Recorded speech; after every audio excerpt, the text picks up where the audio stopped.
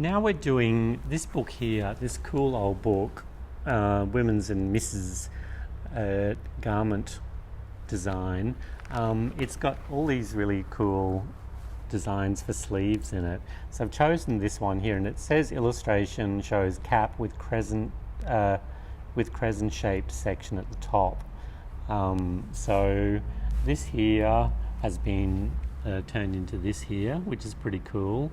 I've noticed that this one doesn't, like, it's just a regular bodice.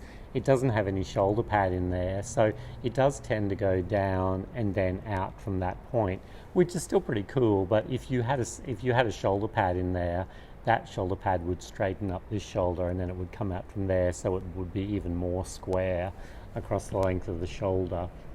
But yeah, I just thought it would be a fun one to try. So what we're doing to begin with is tracing out the top of our sleeve. Actually, go down, we're going to do the whole thing. And this, how long did I do this one? 8 centimeters. So yeah, I've come down to this elbow line here.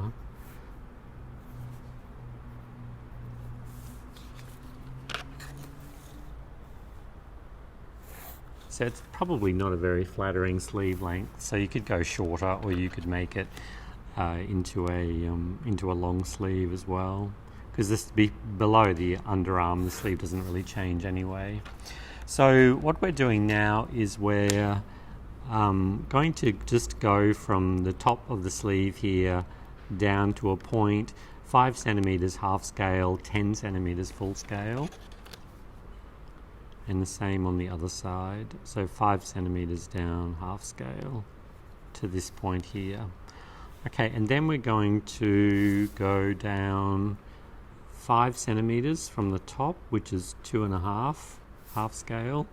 And then just very gently we're going to curve that there.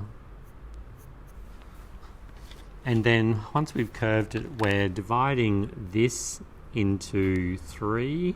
So at the moment it's like 39, so let's say, I think it's about 14.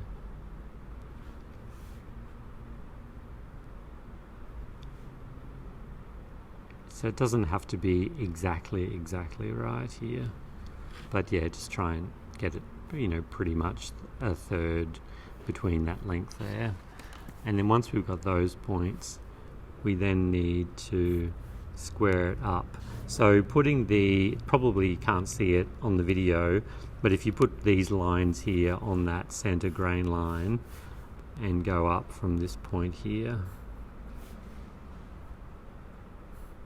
take you up to the top. So we've got those there. So now, once we've got that, that's our foundation part for the top section here. And this is one I've prepared earlier, so that's that section there. So what we need to do now is we're going to draw a line and then mark the center, and what we want to do is we're going to put it so that the two end points here, and I know there's a slight curve in the middle, but you want that point there and that point there to actually touch on the line. And then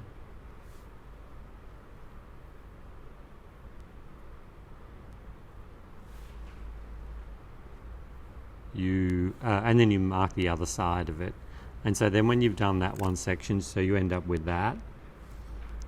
And then when you do that first section, then to the second section, put your pencil on the line there and swing it around so that then this point here touches the line,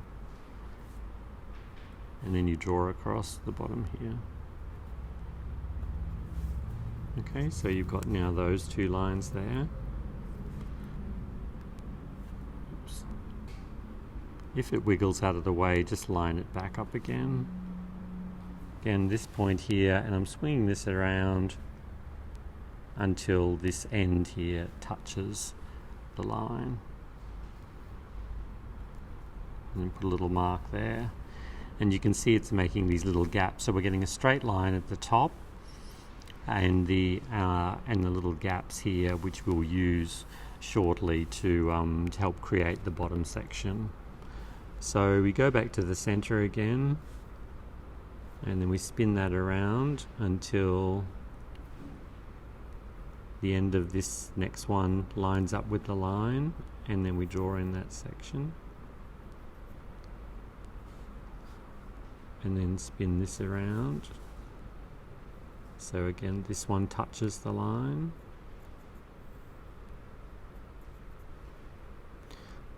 and then again spin this one around.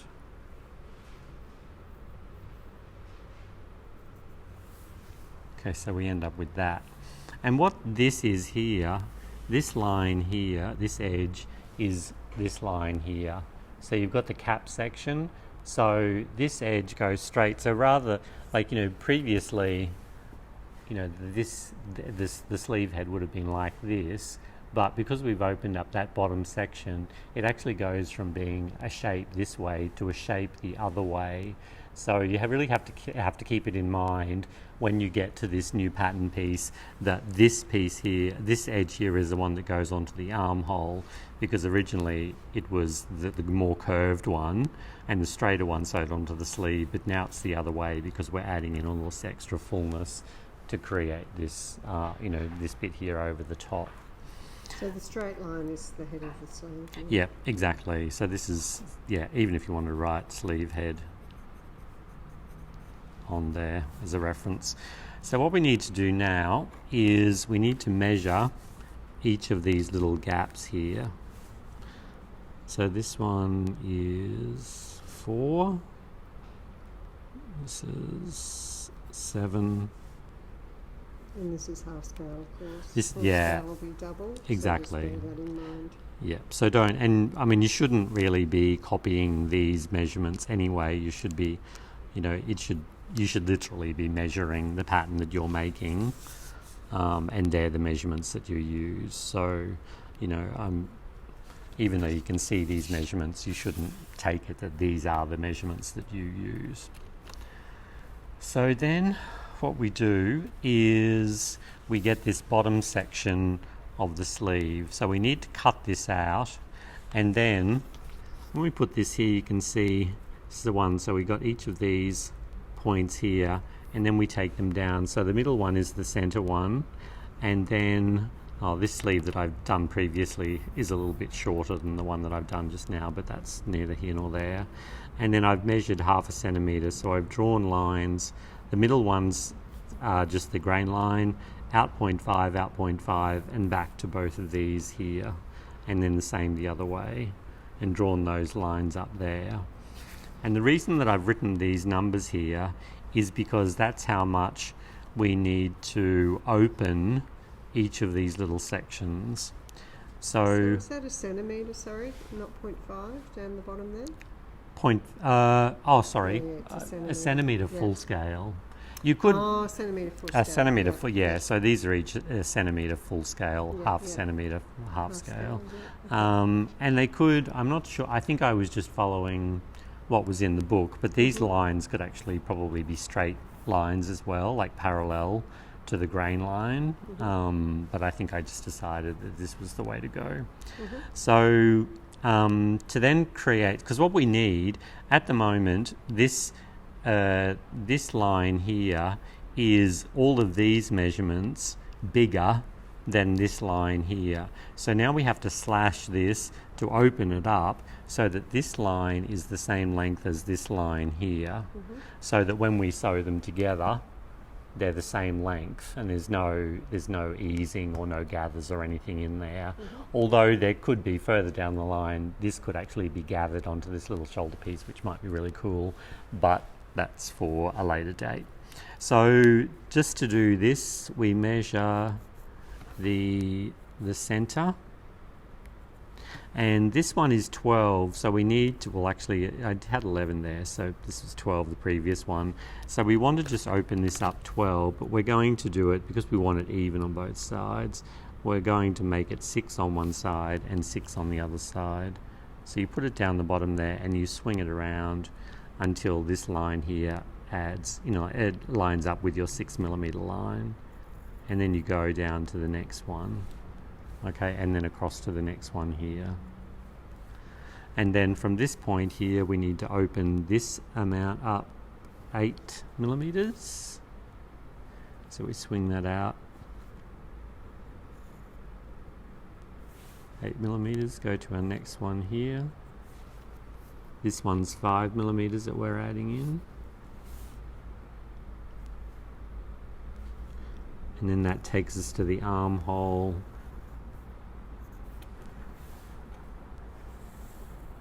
I'm going to have this going all the way around. So you can see here how this top section is opening up now. And this point here, this is the center point here, which would be the center point there. You can now see that these lines are the same. Not exactly the same shape, but the same length. So then we put this back into our original position, and then we're going to start swinging the other way. So this one comes around to this point, and the bottom there. Now it's 7mm. Oops.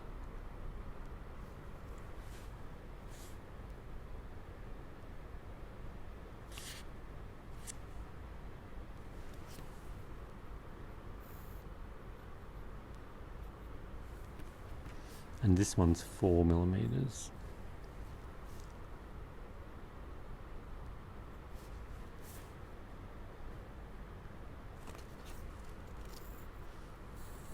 And then the rest of our sleeve.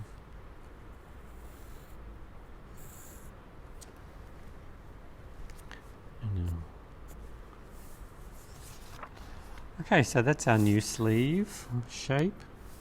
So we can mark in our center line there, which is our grain line. And we need to add seam allowances onto here.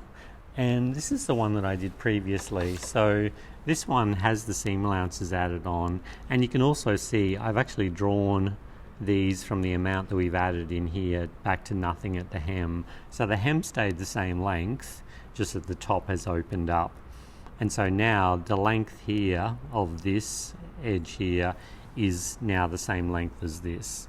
So we need to add seam allowances. So seam allowances onto the top edge. This is 1 centimeter all the way around. This hem here, if I was doing it, I would probably either line the sleeve so that it was bagged out to the edge, or I'd have maybe a facing along the bottom edge there, or if you remove the seam allowance, you could bind that lower edge as well, maybe. You just can't turn back because there's too much. Yes, it can't just be overlocked and folded back and stitched at 1 centimetre, because apart from that looking ugly, it wouldn't turn back very nicely around this curve anyway. And then this is the top section here. So this is this section with the seam allowances added. And another thing that I've done too, because the numbers, the increments here are slightly bigger for the front than they were for the back, I've added in an extra balance point there. So it's so what you do is, you'd find it just there. So I've done it halfway between these 2 points here, and then lining that up with these two, because they're the bits that match, and then that would be where that notch would go. And you can see it here. There's a notch here. So that notch, this notch here, indicates the center of the sleeve. This one here indicates the front of the sleeve. So that then when you put those together, everything lines up. And you've got your just single. So you can see here. So that then this length here, that's your front from the notch up to the shoulder.